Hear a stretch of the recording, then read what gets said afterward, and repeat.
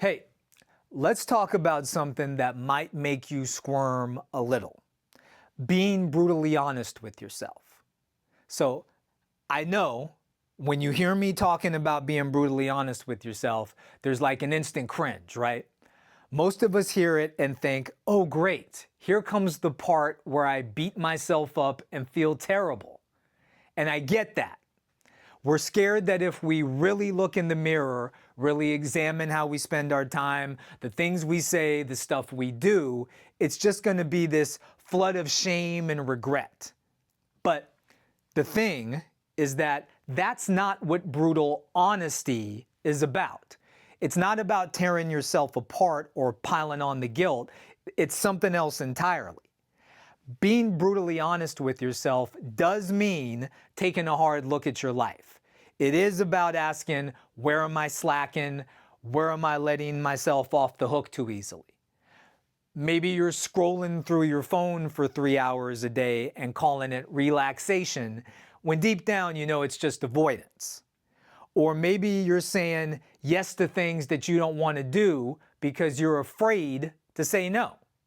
So that's the kind of stuff that you have to call out. No sugarcoating, no excuses, just raw truth.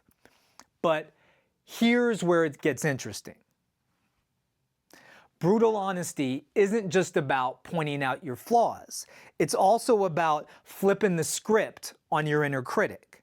You know, the one who's always whispering nasty things in your ear, right? So, the voice that's saying, you're not good enough, or you're never going to get it together, right?